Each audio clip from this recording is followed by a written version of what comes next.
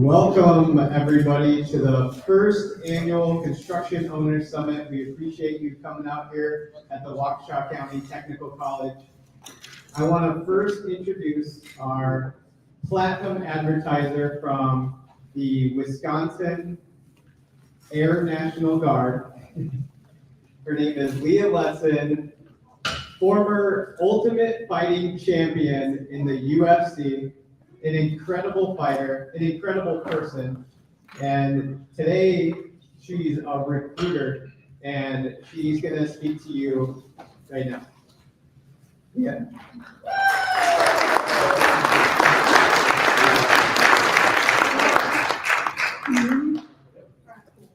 So, like you said, I'm Leah Letson. So, I used to be a UFC fighter, and now I'm an Air National Guard recruiter. And we're really happy to be here today because a lot of people, when they think of the military and they think of the Air Force specifically, they think of fighter jets, right? We have a lot more to offer than that. Okay, so we have a lot of trade jobs, especially at the 128th Air Refueling Unit in Milwaukee. So. We have a lot of need for construction workers. We have a need for plumbers, electricians, all sorts of tradespeople on our base. So that's why we're here today, is to kind of share what we do. We have all sorts of, like I said, construction or trades jobs on base. And right now is a really good time to join because we have $50,000 bonuses for those jobs on base. So it's part-time, 1 week in a month, 2 weeks a year commitment.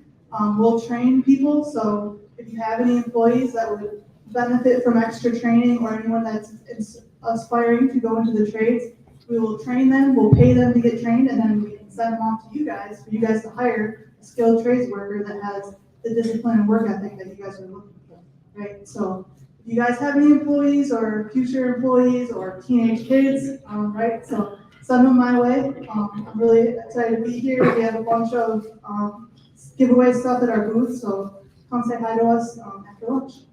Thank you for having me. Everybody, give it up for Leah. So while I have her here, there's an old tradition in military tradition that dates back to the days of George Washington, it's the challenge point. And we have our own Wisconsin Veterans Chamber challenge point, so I would like to present you on behalf of 128th check. Thank you very much.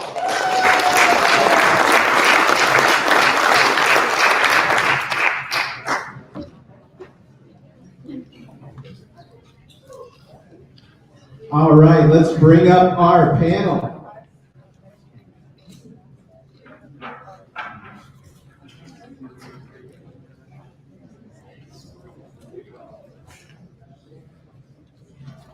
Good afternoon. If I haven't met you yet, I'm Susan Schrank with Wisconsin Veterans Chamber of Commerce, and it is my pleasure to be a part of this panel today with some of our major sponsors and co-organizers of this first year summit.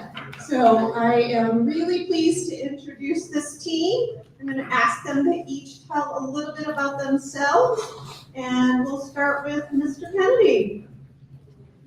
Go ahead. My name is Mark Kennedy. I'm co-founder of a company called ShapeConnect. We help companies kind of find partners within their industry. So if you're a construction company, you're doing your X size, we can help you find an accounting firm, we can help you find a web designer, we can help you find new software, and help organizations again kind of build that entire tech stack and also services stack within your company. I grew up in the construction world, came out of the construction trucking organization side of things, had a business that hauled raw materials and ready to plan. So I know the industry well, but that is who I am.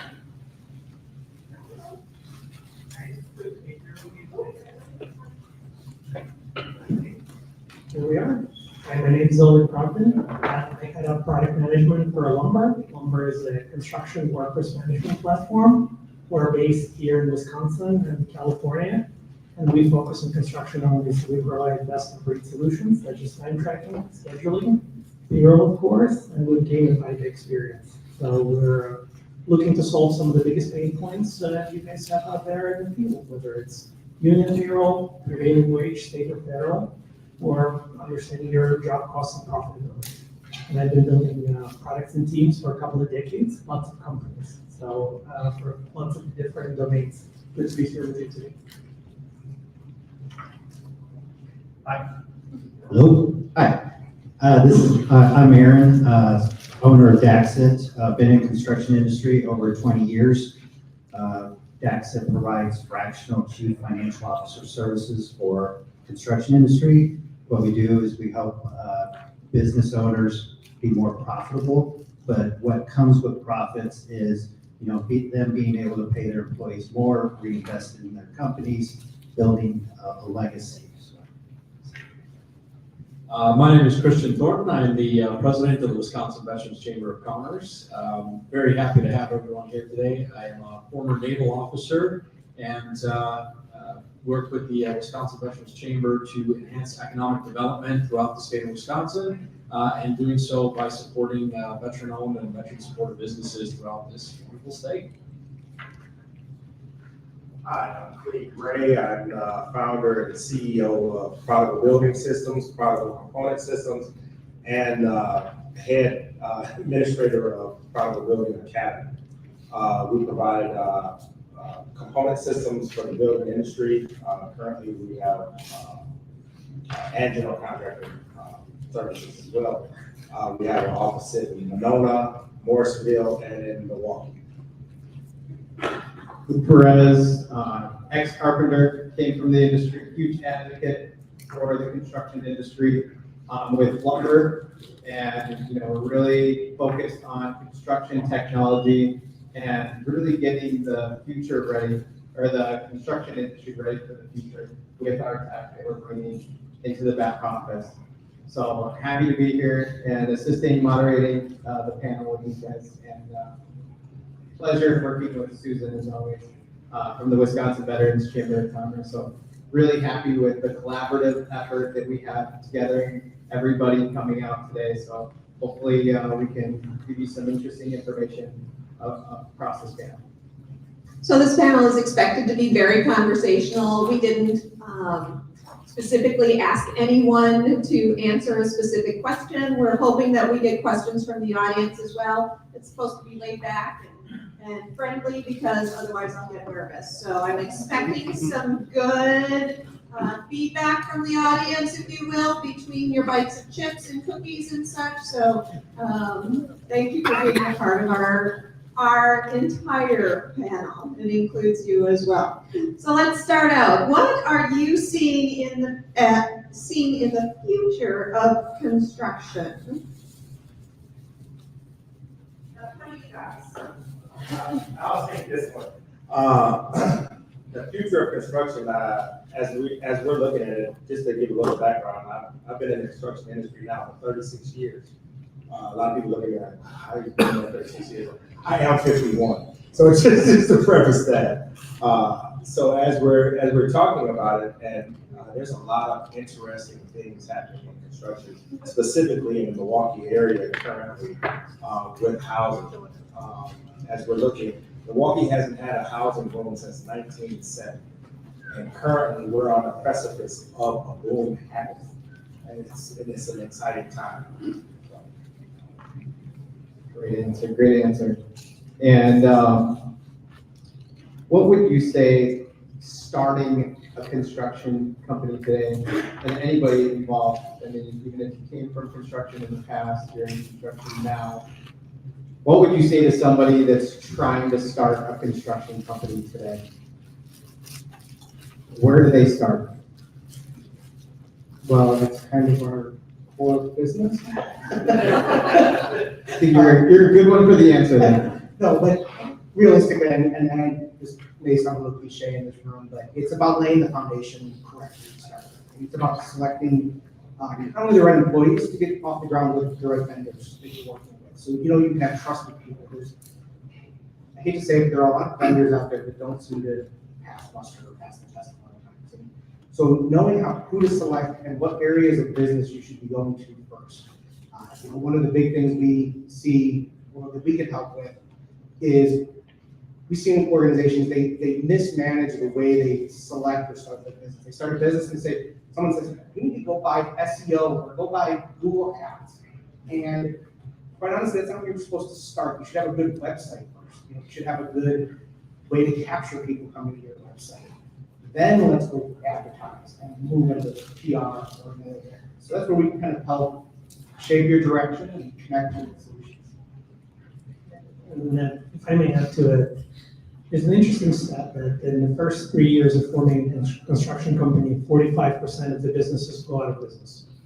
And why does that happen? So it's construction is a high revenue, but it's also a low margin business. And so understanding job costing is really important. So, we see two cohorts of companies. We see companies that, buy a lot of software systems, to your point, they don't talk to each other. So you never have that system of record. You don't have visibility to your job costing and profitability. And that's why you may go out of business. You can be great at your job, you can be great at actually building infrastructure, but if you don't have a handle on your profitability forecasting, you may not last, unfortunately. And so, the other angle I will say is sometimes you do end up using solutions that are not purpose-built for construction. Construction is a unique industry, and I've spent time in a number of domains. But it's unique, it's got its own challenges, just beyond safety, but certainly regulation, there's a mountain of regulation coming in. So being able to have the right partners and also the right system, so you're not in the compliance quagmire is really important. And also being set up for growth, I would say. What's important is you're not where you are today. Construction companies have high degree of growth, so having a technology ecosystem and the right team that help you scale and grow, that's really important. So you're not replacing your back office every few years. So based on our current economy, how can business owners best forecast and approach their projects? Are there ways you can set yourself up to be more profitable? Sure, I'll take that one. So right now, the construction industry is at a whole $4.7 trillion for 2024. So ideally, there's endless amount of work and a shortage of labor. So, one of the biggest things that I talk about is building relationships, because I call it the contractor's dilemma. The lowest bid wins, and that's not necessarily true. So, don't always think that you have to be the lowest bid. Build those relationships and be profitable. And the market's $4.7 trillion, so it's a big market.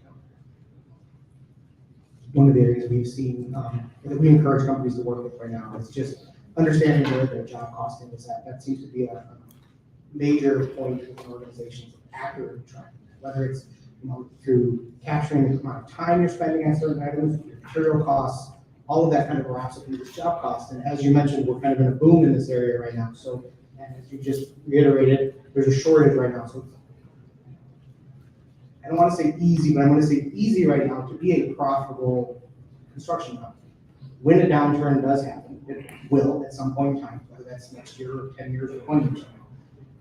Companies that invest inside of their data and being able to understand where their margins are all at are going to be the ones that survive that economic downturn at some point in time. Because they're going to understand that they can cut certain areas of margin in ways to survive through that period of time. And if you have that data, and today more than ever, it's very easy to know whether or not what lines of job costing you're making money on, which lines you're not making money on. All the way down from not only just equipment, materials, labor, but you can even go drilling even further into that now these days, and have that technology to capture against them. Great answer. So you mentioned shortage, and I would love to know, from any of your perspective, hiring people, talent recruiting, how do you bring in new talent, and what kind of talent are you going after? How do you put yourself in front of those people to bring them in? I'll take this one, I guess. So what we have found is that it's easier to train people to do it the way that we want to. And a lot of times that means going in and recruiting for places that people are not recruiting in. there is a whole section of the community that people are not even remotely going near. When you're looking at construction, construction has, for the most part, been, for lack of a better term, a good old boy system. There's not a lot of BIPOC participation or even BIPOC interest in that, in the field. And so now it's becoming inherent on us to go in or incumbent on us to grab these people and get them interested. One of the ways that we get interested is with the Building Academy. One of my first speeches that I give to the guys when we were first doing our original contracts with them is that I let them know, I said, this is not your typical building trades academy or apprenticeship. What I'm going to teach you here, you can take and utilize on the weekend, you can utilize on after work hours, you have to go do side jobs, stuff like that. I'm probably one of the few construction owners that encourages his guys to go and do side jobs because of the fact that your side job, you're going to learn material management. You're going to learn how to take care of your equipment. You're going to learn to have everything that you need right there in front of you, and you'll transfer that back into my business. So you help my bottom line. Not only that, you actually pick up more skills. Another aspect of it is that we utilize temp businesses. That has become a huge growth for us when we need it.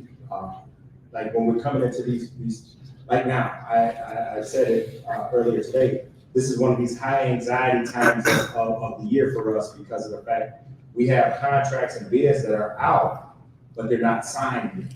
We've got verbal commitments, but nobody has signed along the dotted line yet. So we're waiting, we're waiting for that, yes, sign. And it's like, okay, well, how many guys do you need? Okay, well, I might need 15 next week. Where am I going to get that 15 from? They don't come out of my training group, then they all have to come from somebody who has vetted them in a temp agency. I think too, as you look at construction as a whole, it has a certain, forgive me for saying, a stigma around it, right? It's typically looked down upon as a profession. Most trades are. For years, the driving comment that you always hear is, you got to go to college, you got to get that degree, and otherwise you'll never make any money. And that just isn't the case anymore. You see, a lot of very, very successful individuals who have gone into different trade programs. It's about breaking that stereotype and breaking that stigma around it and showcasing that this is not just a job, it's a career. And it's something that you can do very well in. To add to that, so last year there were more than 500,000 skilled construction jobs that were unfilled in the U.S.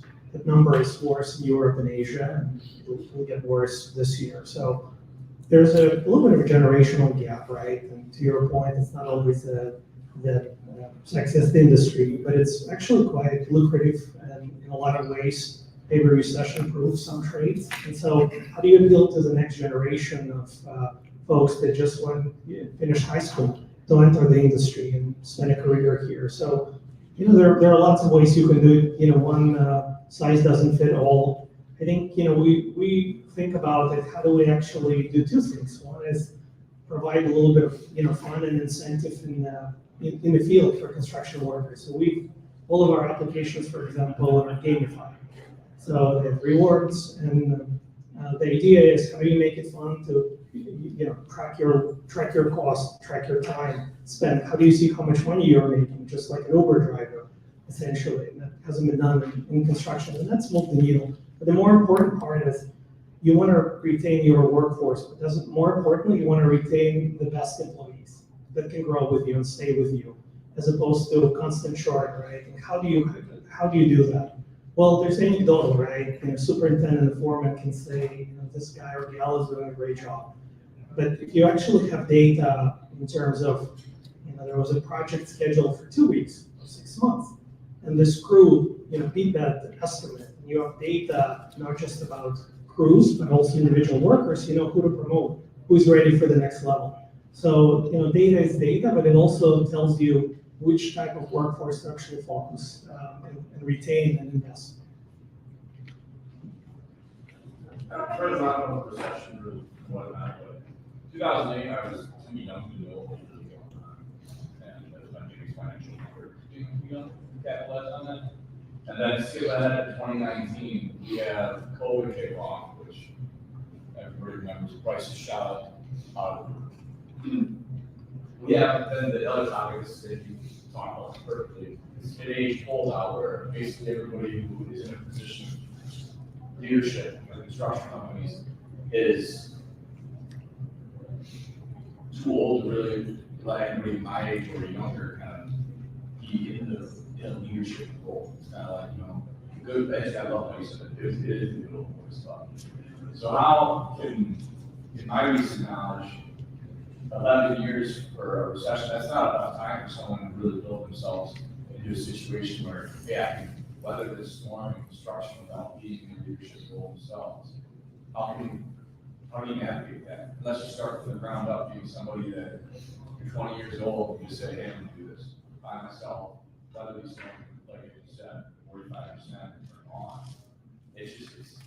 I don't see how it's valuable just based off of one of the economy's doing now. 5 years ago when COVID, which anybody graduated college around the time, they wouldn't hire anybody. And then in 2008, that you weren't capitalizing on that crisis, and I just don't see how this is like, without having a mentor or someone that's saying, all right, I'm gonna take this random guy, 25, Dave is 27, you're gonna be in this role now. How can you build something? I'm confused. I see how you guys do that right now. Take away all the experience you have, and you had to go from zero. How can you do that? I love this question because I was around for both 08 and for COVID. 08 I learned a lot from that recession in 08 because I had just gotten a house in Portage because my plan was to do more jobs in the Dales. So no sooner had the ink dried on the paperwork, nothing, right? Crickets. And it was a scary time for me. I did not weather that storm well. In like 2010, it started coming back up. There was a pickup between stimulus monies. Then going into COVID, I was busier in COVID than I have been in my entire life. For some odd reason, somebody thought it smart to make sure that construction workers were essential workers. So that's where you pivot from doing mainly residential remodels, and you go into commercial, or you go into this. One of the things that I love to teach is the more you know, the more you grow, right? So if you can learn enough that to make yourself recession proof, you won't ever have to worry about it, right? Whether you're doing steel studs, whether you're doing wood studs, whether you're doing drywall or you're doing painting, whether you're doing decks. That was another thing that could happen during, I sold my largest deck in my life, well, the first one. It was in my life during COVID. It was my first time ever having a $52,000 deck. And I sold it, and then after that, almost every deck after that was, 20 grand or better. So it becomes more incumbent upon you. As soon as you do that pivot, you're there. And then one other point, and then I'm done. You said something that was profound, mentorship. Find yourself a mentor. I found before I started this company, I actually worked for another bigger, one of the biggest construction companies in the area. And as I was transitioning for this company, I was actually, tapping somebody's ear continually, right? And this guy just happened to be walking through here today. But it was one of those things that, hey, and he's still a really good friend of mine. He's also my wholesaler now. But it's one of these things that when I was doing it, I reached out to him, asking him questions, asking him all of these questions. because you become nervous about whether or not I should be doing it. Should I go out here and do this? Well, I can tell you, the lumber prices over here are da-da-da-da-da. You might want to jump in now. If any time, this is probably the best time to do. You know, so get yourself a great mentor. Join trade organizations, because they are going to be the ones that help navigate those softer areas. Like we're part of Associated Builders and Contractors. So with that membership, we're able to kind of foresee what's happening. You know, whether or not, okay, well, should I keep putting all my eggs in commercial basket, or should I start pivoting toward residential? You know, those are the things that run through your mind as you're going. You think being a part of those associations helps you get not foresee, but make a wise decision on that when you start targeting the market where you want to a little bit more secured up? Yes, because you get a lot of great feedback. Not only that, you get honest feedback. Right, so I want to make sure I understand what you're asking here real quick. So you're a construction owner, Yeah, I'm just trying to learn as much as I can. just as much as you can, okay. But you're trying to understand, you work in the industry. So one of the things that I've seen with not only the larger organizations that I work in, but I've also got a senior in high school right now that just went through all the college and trade school and all that kind of decision-making process.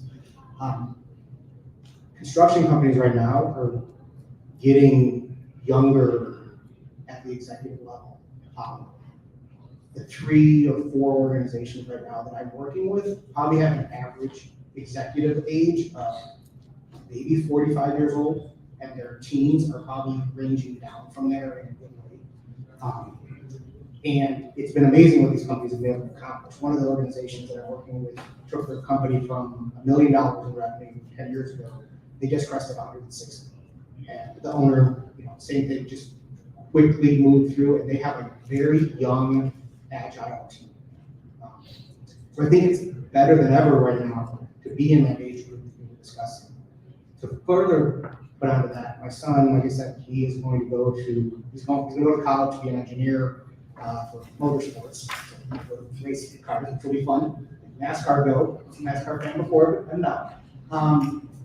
But I would say over half of his friends are going into the trades. And we're talking coming out of, you know, a good high school where I think traditionally you would have seen the vast majority going to college.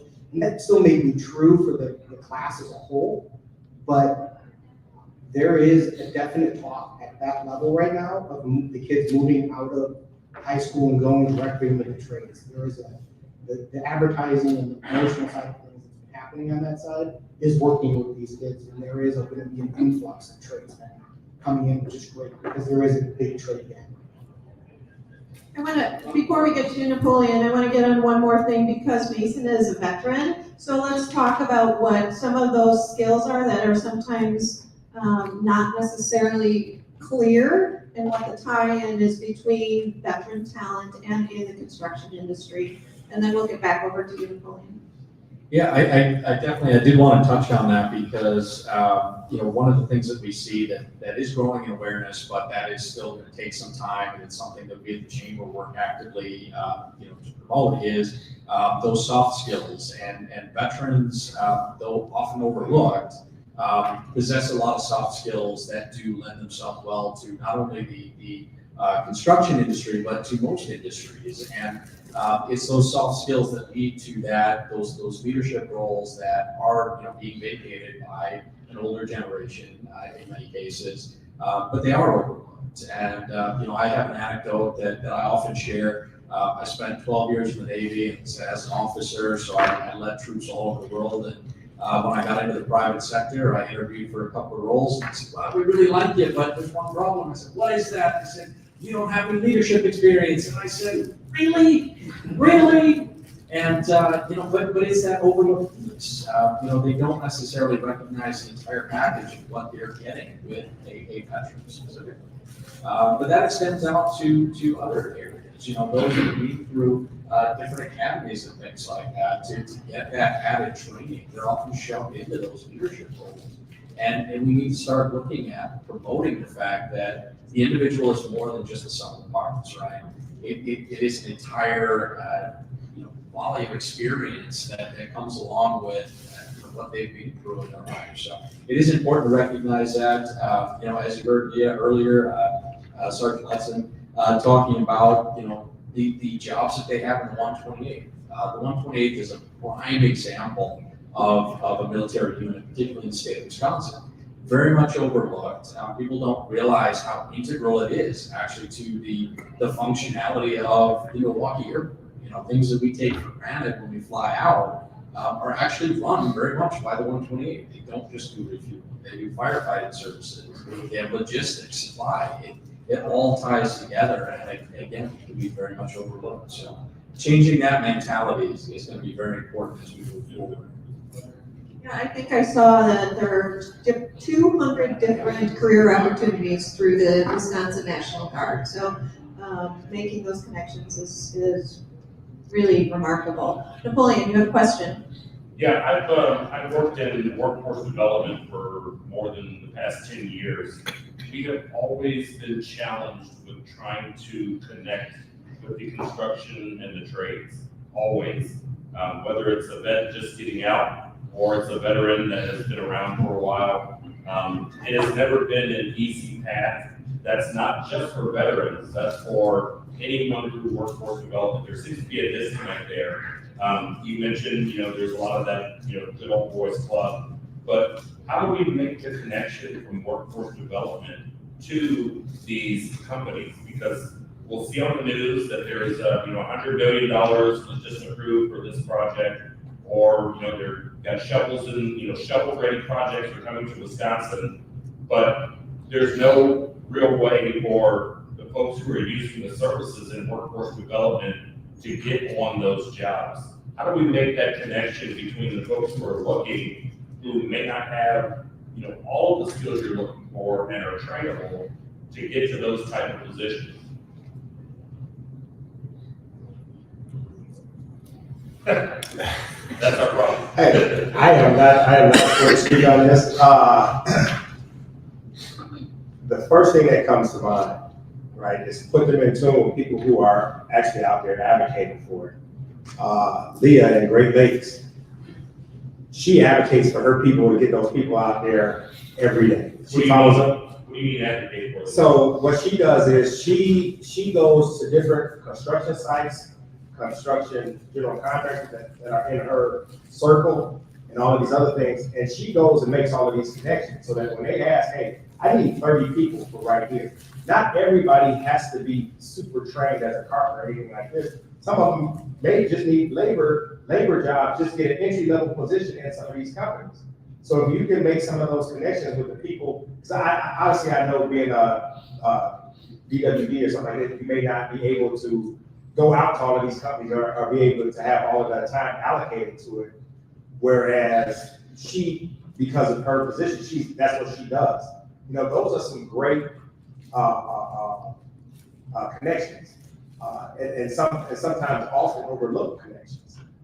It's also going to different organizations, because a lot of times when you hear about this $100 million that was allocated for this project, that project has already been bid out. Right. That project is already set, ready to go. When the shovels hit the dirt, every contractor, subcontractor, and everybody else on that job has already been lined up. The only thing who probably would not be lined up is that extra $8,000 or whatever they got in discretionary funds for cleanup labor. Those are the things that you have to take into consideration. But if you have somebody that's out in the forefront, or if they have a position for that, where that's all that they're doing, that may be a look as well. Yeah, I just want to speak on that. So part of the reason contractors aren't going to readily take people that are in the database is because construction is full of highs and lows. And they can't take all those people onto their payroll and promise them that they're going to have a solid employment opportunity. Now, if you partner up with a great staffing firm that can provide that full-time work by working with multiple contractors, and they are out there advocating, those are the people that are struggling to get into the trades. And then I just kind of want to double back on what you said.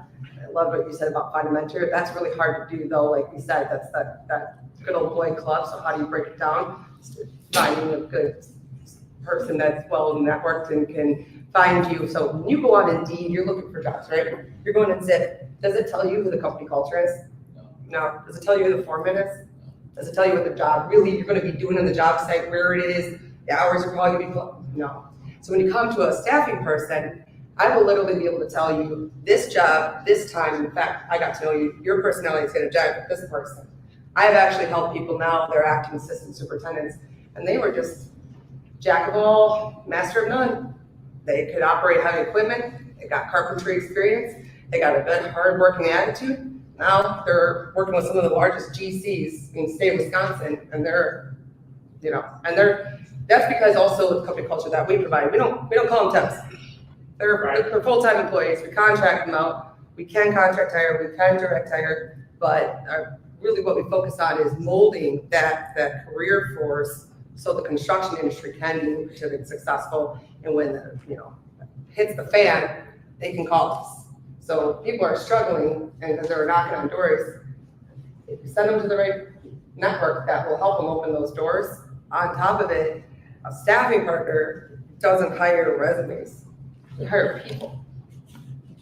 When you go to the job, they are gonna look at a resume, they're gonna hire a resume. They'll overlook people because of a resume. They hire resumes, and that's one of the reasons they're failing every day. They don't hire the people for the job, or they only do referral basis. They don't think outside the box. Staffing companies have to, because that's how we're successful.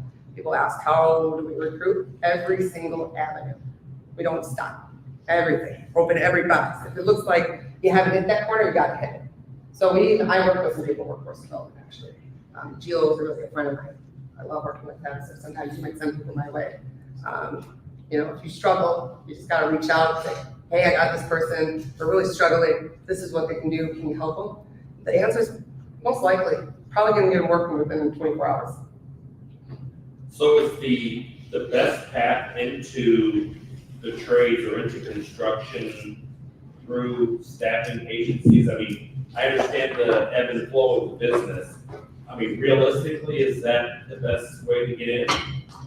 I'll go ahead and comment on this. I think there's more than one option. Honestly, I think that's a really, really great option. There's also organizations that actually bring construction business owners together. So for example, us three are tied with ABC, Right. Associated Builder Contractors of Wisconsin. And how many business owners do you have? 300? Or, they got 9, they're about 1,000, but that includes. But anyways, my point is like you said, it's good old boys, but you got to be in that circle. So you get in that ABC or the General Contractors Association. So there's construction organizations. You get into those organizations, then you make yourself aware, and then you're around that circle. Doc's over here and has a question, and then Tim, you can go right after him. I want to put us in a whole new vortex here. What is the trend? I think the initial question was the outlook of construction over the next couple of years. What is the outlook for industrialized construction in Southeast Wisconsin? So what am I talking about? I'm talking about prefabrication, modular. I'm talking about all of a sudden the adoption, advanced manufacturing technologies and processes. I'm talking about a whole nother bucket of wealth creation and job creation.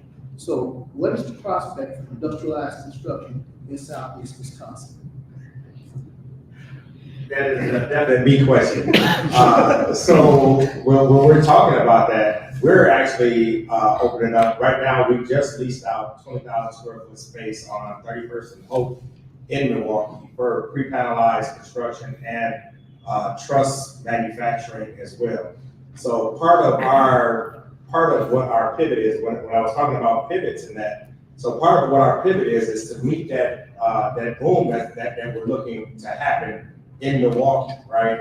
So in order for us to do that, we bring so just like we would if we were doing a 300 unit or a 600 unit, we bring that level of manufacturing into a single family home or into a duplex or a thing like that. So therefore, it takes us So I can tell you this because I got it sitting here on my table right now. We're looking to build a 4-unit building in Milwaukee, 6,000 square foot. It will take us in the warehouse. It's going to take us just running one shift, 2 tables. It's going to take us about a week to do all 261 wall panels that go with that building.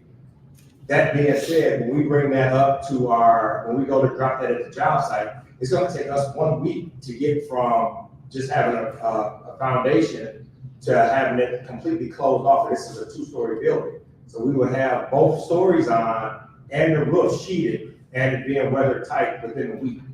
So that's what we're talking about as we're bringing it into it. You have, and that's in the wall. So yes, as we're talking about bringing it in there, yes, we're bringing it there. Because and you brought up a good point, because it's not there, is why we're bringing it there. I'd like to add to that too, just from a manufacturing standpoint. You brought up the manufacturing angle, and Wisconsin's really unique in the manufacturing space as well. And I know, not necessarily directly related to construction, but manufacturing wise, when you look at DOD dollars spent nationwide, Wisconsin, in terms of capacity for manufacturing, is ranked third in the nation. We have tremendous capacity, but when you look at DOD dollars spent in the state, we're 35th. So we're way behind in the number of dollars spent here, but we have this massive capacity. So when you talk about getting in touch with different associations and things, it's about shining that spotlight too on this is what this state can do. We have the infrastructure, we have the capacity, we have, in many cases, the people, the knowledge, the expertise. It is here. We just need to shine that spotlight on that and get those dollars into the state, because we have that capability. Go ahead. Well, the question is twofold. First question is for the entire panel. Second question is for Mr. Building Academy.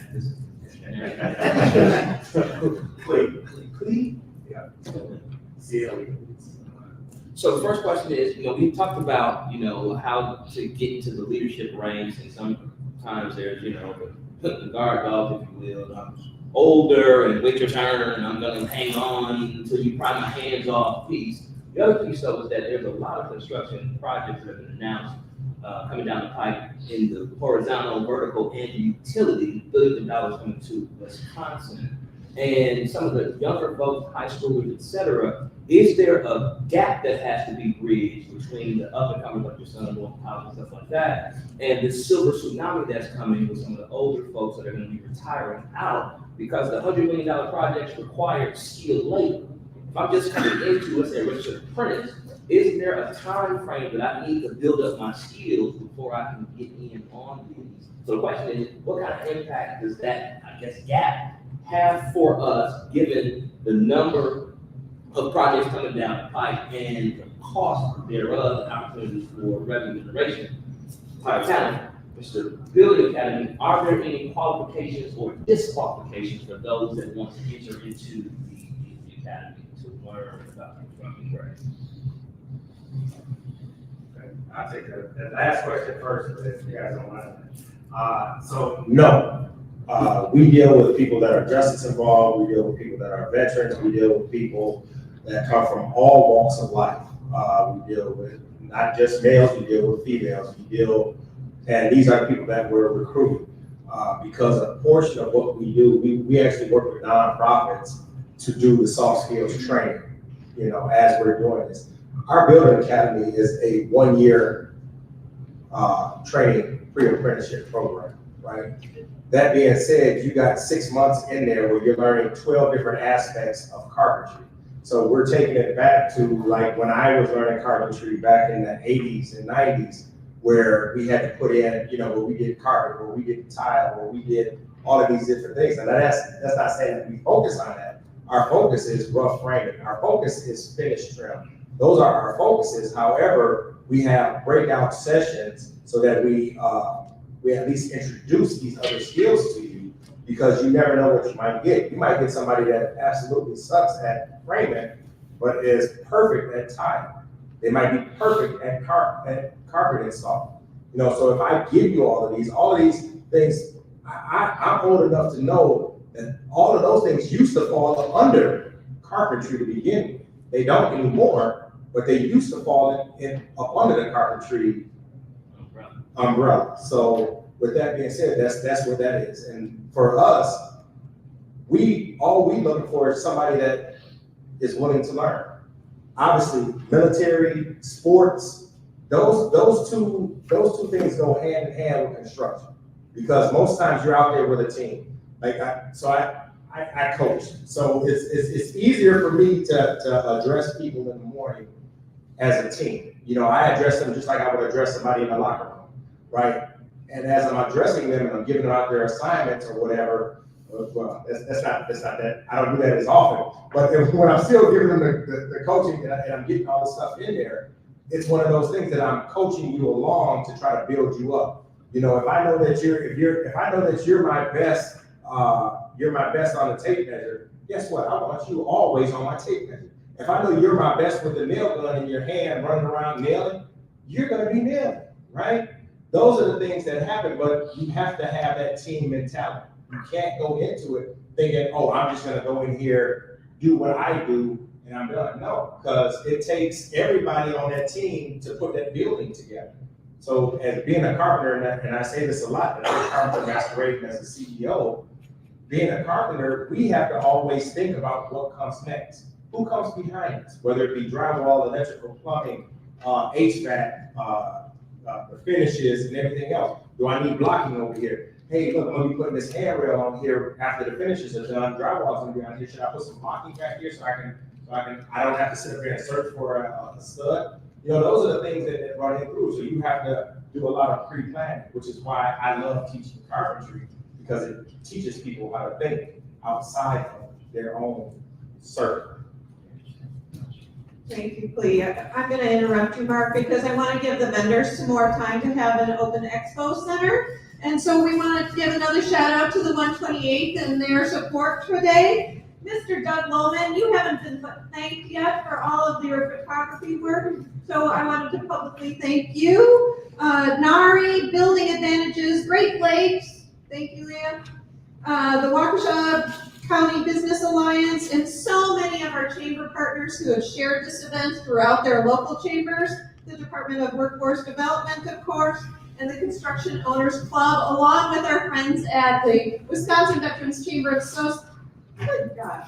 Wisconsin Veterans Chamber of Commerce, as well as our dear friends at Lumber and Daaxit. Thank you. Would you please give our panel and all of your colleagues around the room a round of applause.